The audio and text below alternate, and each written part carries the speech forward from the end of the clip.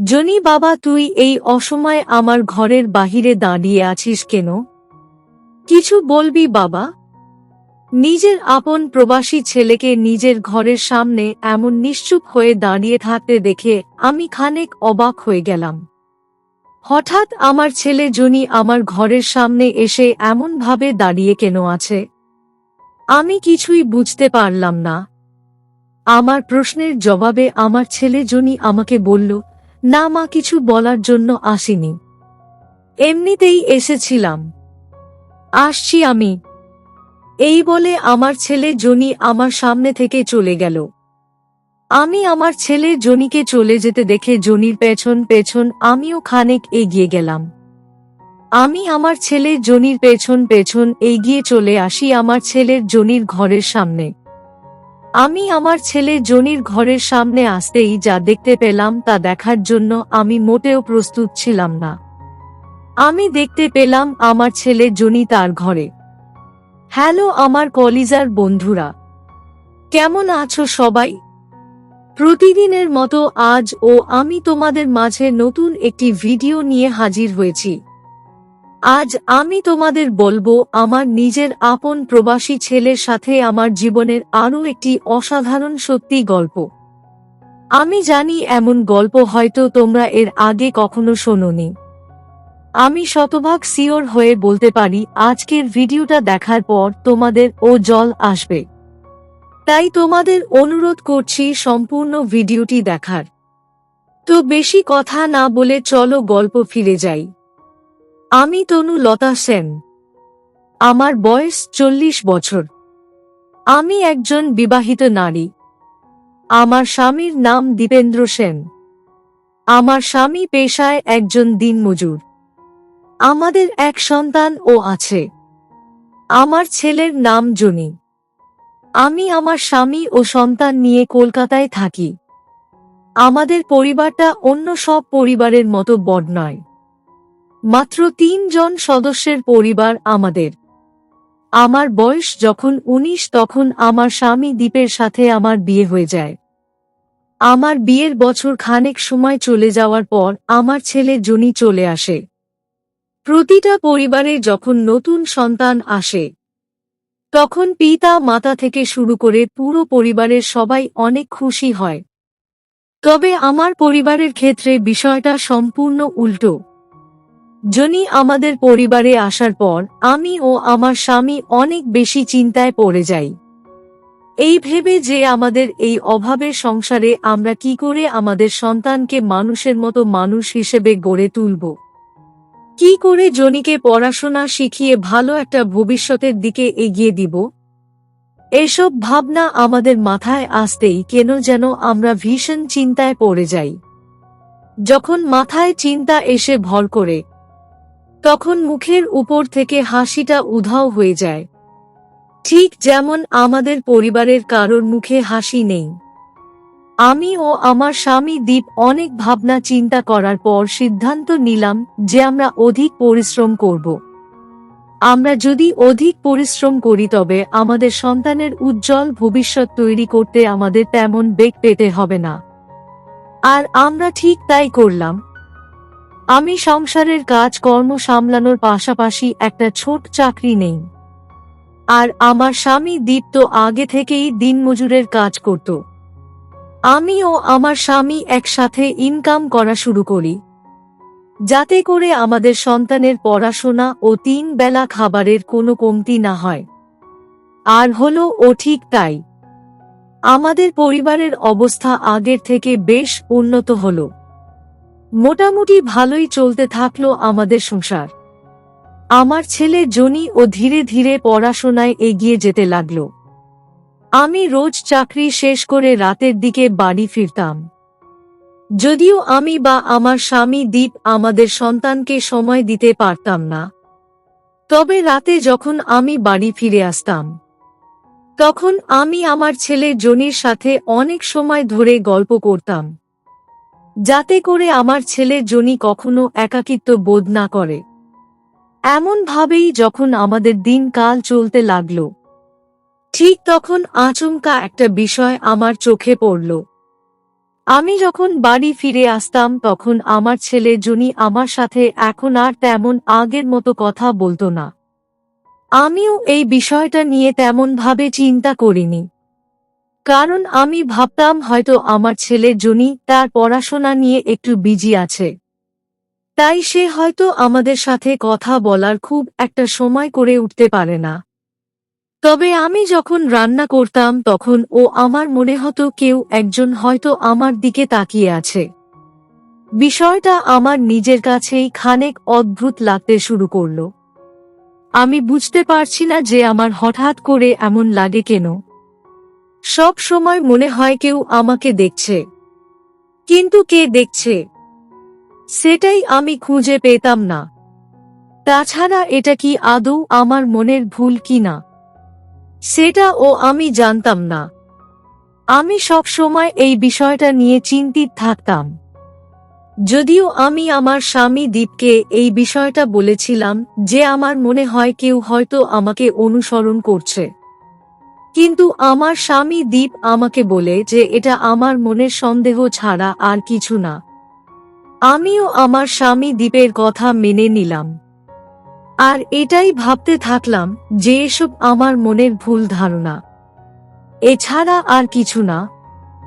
আমি আমার মতো করেই আবার আমার জীবন পরিচালনা করতে লাগলাম। ওইদিকে আমার ছেলে জনি নিজের পড়াশোনা মনোযোগ দিয়ে করতে থাকলো। একদিন রাতে আমি অফিস থেকে বাড়ি ফিরতেই দেখতে পেলাম আমার ছেলে জনির এক হাতে ঝাড়ু আর অন্য হাতে একটা প্যাকেট। আমি আমার ছেলে জনির দিকে তাকিয়ে খানকে অবাক হয়ে গেলাম। আমি বুঝতে পারলাম না যে আমার ছেলে জনির হাতে এসব জিনিস কেন।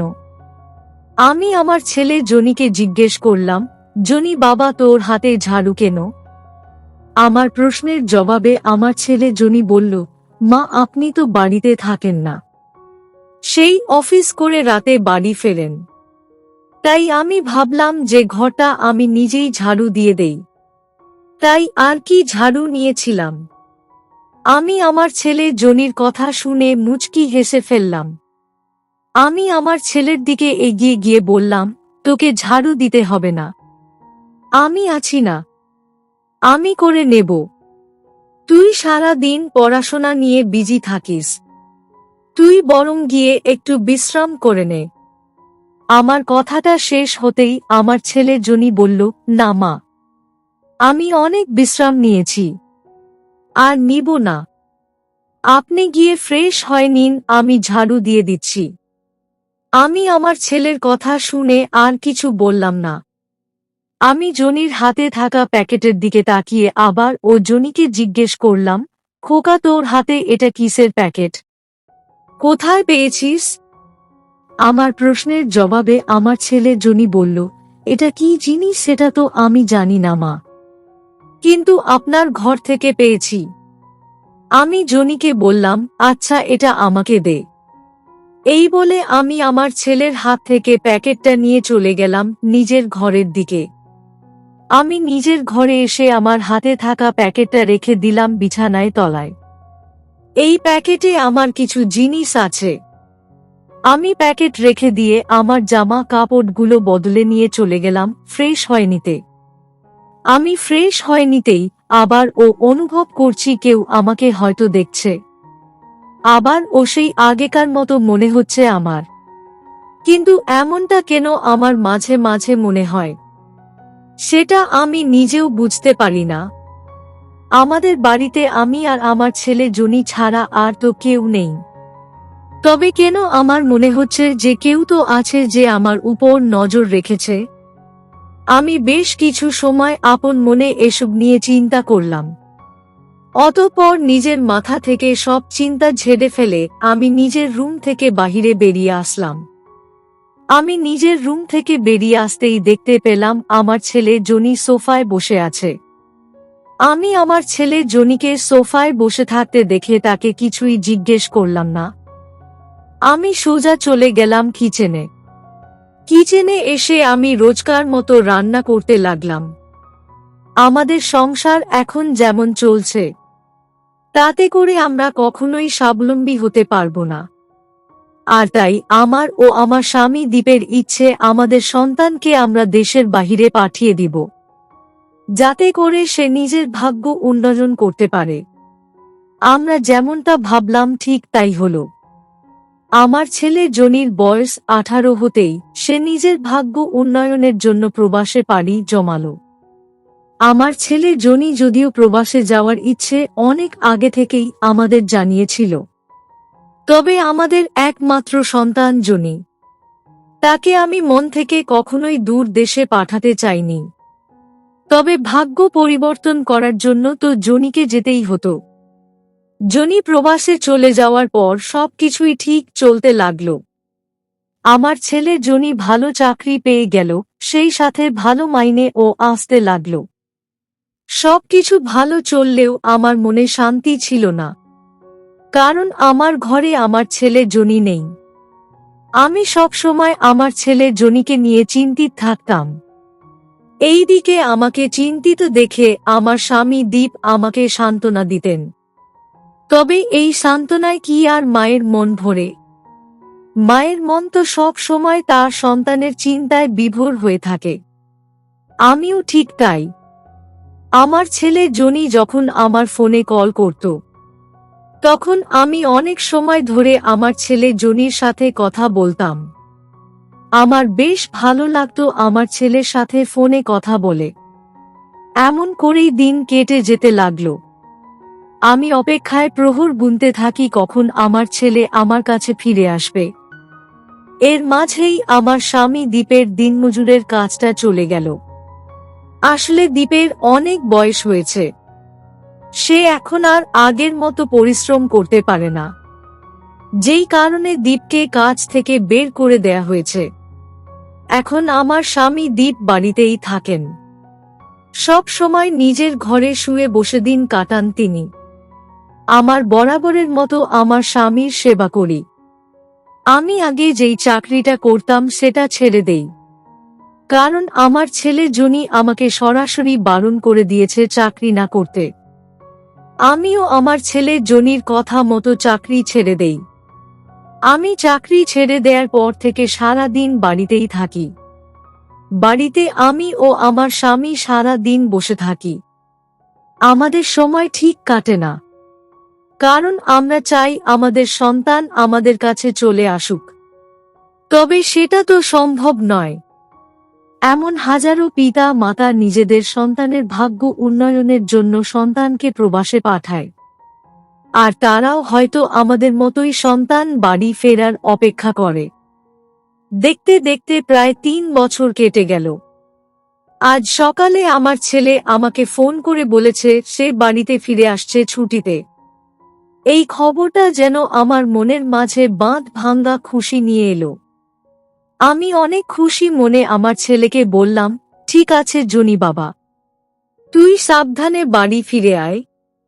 অনেক বছর হলো তোকে সামনে থেকে দেখি না, নিজ হাতে তোকে দুবেলা খাবার খাওয়াতে পারি না।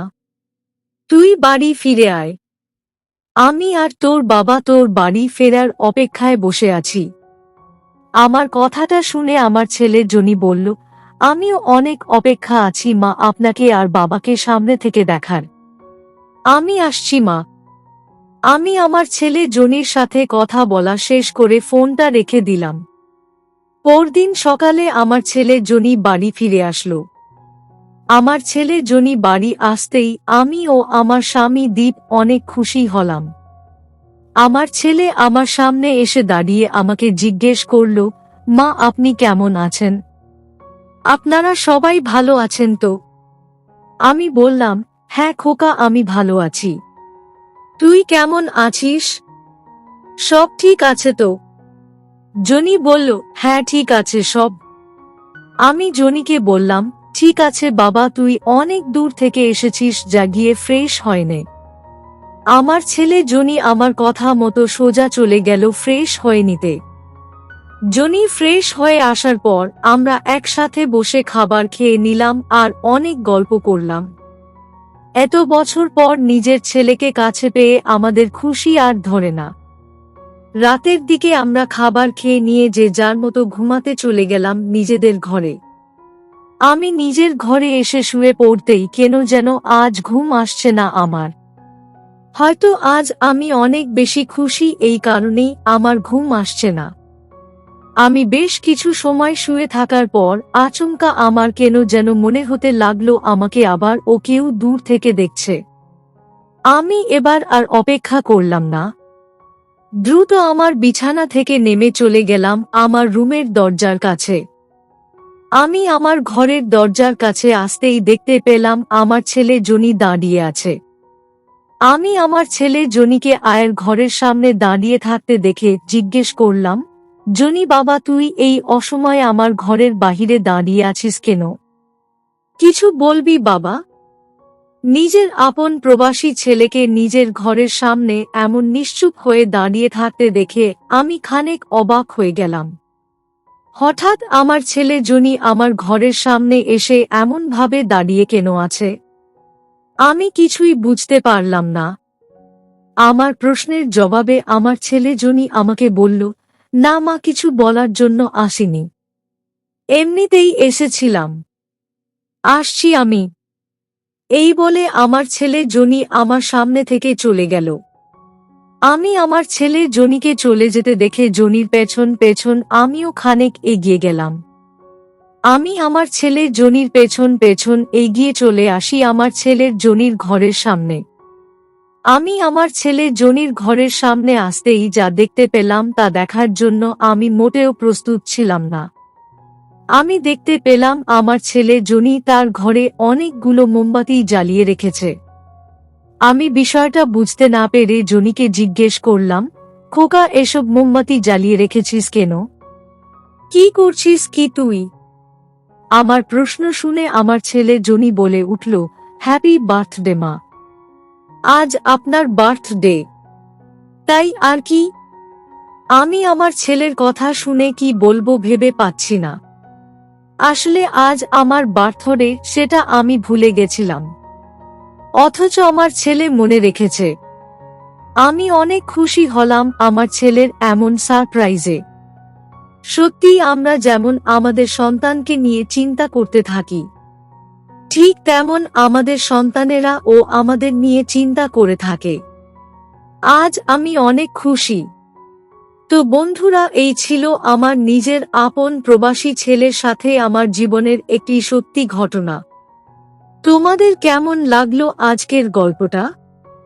অবশ্যই কমেন্টে জানাবেন। প্রিয় বন্ধুরা, আজকের ভিডিওটি এখানেই শেষ করলাম। যদি আমাদের ভিডিওটি আপনাদের ভালো লেগে থাকে তবে একটা লাইক করবেন এবং চ্যানেলটি সাবস্ক্রাইব করবেন। আজকের জন্য আপনাদের কাছে বিদায় নিচ্ছি। দেখা হবে আগামীকাল নতুন একটি ভিডিও নিয়ে। সে পর্যন্ত সবাই ভালো থাকবেন। ধন্যবাদ।